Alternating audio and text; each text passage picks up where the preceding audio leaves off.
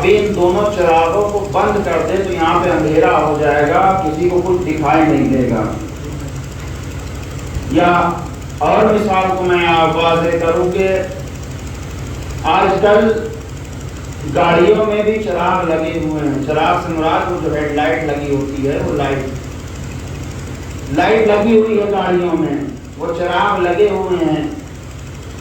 اب رات کا وقت ہے، آپ کہیں جا رہے ہیں، راستے میں ہیں، جنگل اور بیابان سے گزر رہے ہیں کہ اچانک سے آپ کی لائٹ خراب ہو گئی۔ گاڑی آپ کی ماشاءاللہ 20 لاکھ 50 لاکھ کی ہے، لیکن جو ہیڈ لائٹ تھی، جو سامنے کا چراغ تھا، یوں کہہ لوں میں، جو ہیڈ لائٹ تھی، جو سامنے کا چراغ تھا، وہ خراب ہو گیا۔ تو آپ یہ بتائیے وہ 50 لاکھ کی گاڑی کوئی فائدہ دے گی اس وقت؟ گاڑی تو صحیح ہے، لیکن چراغ خراب ہونے کی بدولت آپ کو راستے کا علم نہیں ہے، پھر آپ گاڑی کھڑی کر کے وہیں پہ آرام کرنے لگیں گے یا بہت آرام سے چلیں گے۔ کیوں؟ اس لیے کہ گاڑی میں چراغ نہیں ہے، اور بنا چراغ کے اگر اندھیری رات میں ہم گاڑی چلائیں گے تو ایکسیڈنٹ کا، حادثے کا خطرہ ہے۔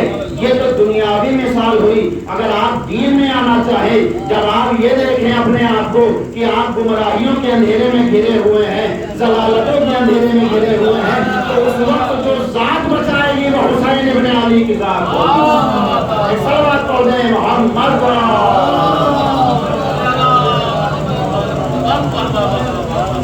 جو ذات آپ کو نجات دے گی، وہ ذات حسین ابن علی ہے۔ کیوں؟ اس لیے کہ ہدایت کا چراغ ہے۔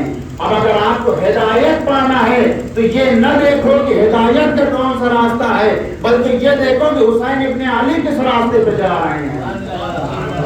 یہ دیکھو کہ حسین ابن علی کس راستے پہ جا رہے ہیں۔ کیا ارشاد فرمایا؟ ہدایت کے چراغ ہیں حسین، نجات کی کشتی ہے حسین۔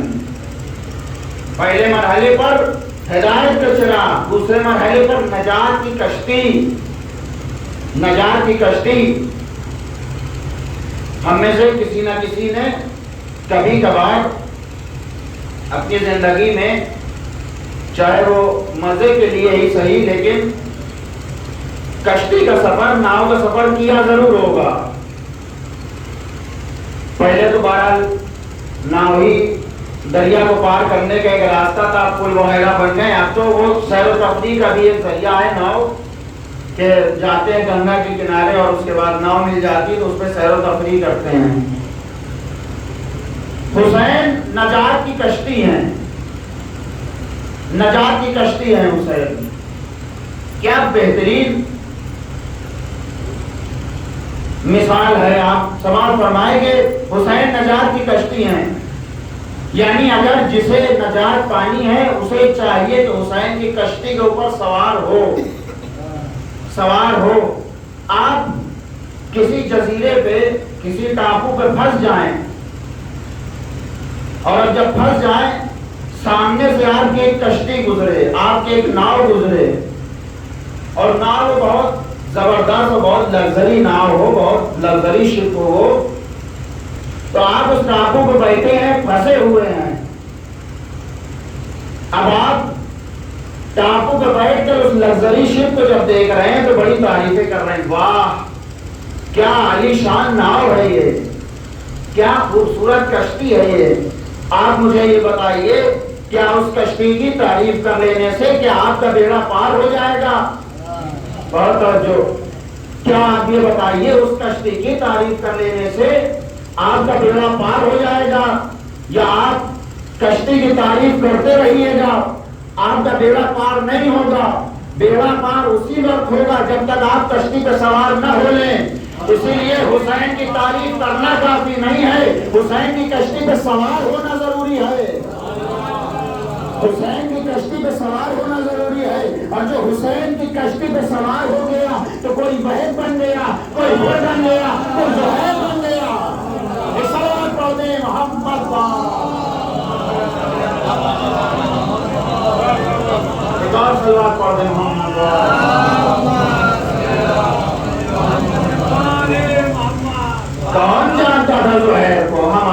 جانتے تھے زہیر کو؟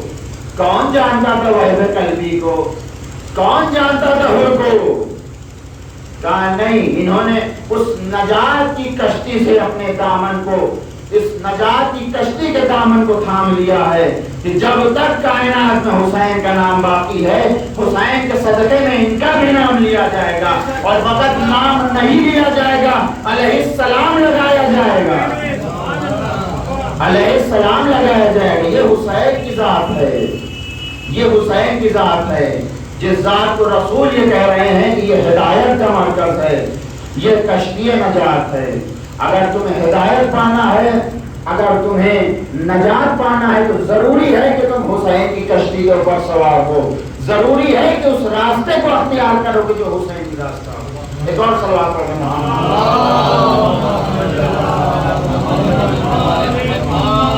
آج کے دور میں بہترین راستہ، حسینی راستہ جو ہے وہ یہ فرش عزائے حسین ہے، فرش عزائے حسین۔ یہ فرش تو وہ فرش ہے کہ جو ہمیں مساوات سکھاتا ہے، برابری سکھاتا ہے، برابری سکھاتا ہے۔ یہ وہ یونیورسٹی ہے، یہ وہ درسگاہ ہے جناب زینب ہمیں دے کر کے گئی ہیں، کہ جس میں 10 سال کے بچہ بھی بیٹھا ہوا ہے، 80 سال کے بزرگ بھی بیٹھے ہوئے ہیں۔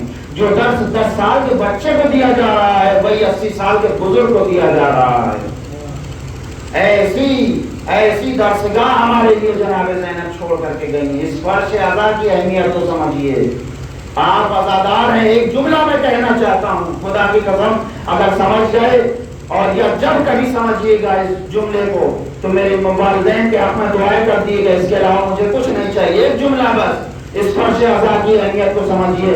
فرش عزا وہ واحد جگہ ہے جس مقام پر آ کر، جس جگہ پر آ کر کے آنے والی نسلوں کو حسین کی عزا تقسیم کی جاتی ہے۔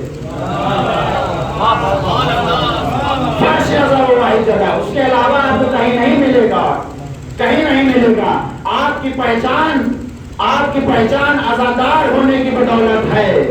آپ اپنے ایریے میں، اپنے گھر میں ہوں گے ابا کسی کے، ہوں گے نیتا اپنے علاقے کے، ہوں گے ایم ایل اے اپنے ایریے کے، لیکن آپ کی فرش عزا پر آ کر کے پہچان عزادار ہے۔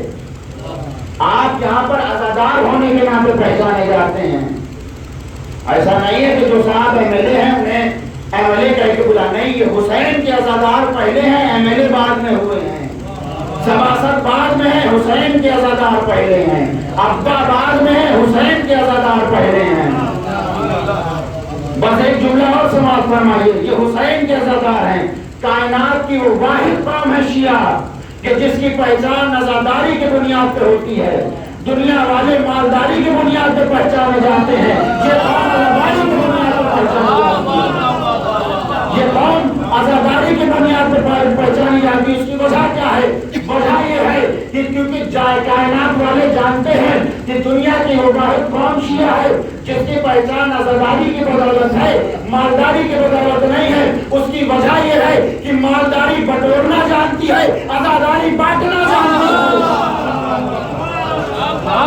اس کی وجہ یہ ہے کہ مالداری بٹورنا جانتی ہے، عزاداری بانٹنا جانتی ہے۔ شاید یہی وجہ ہے کہ دنیا والے ہماری مالداری سے پریشان نہیں ہیں، عزاداری سے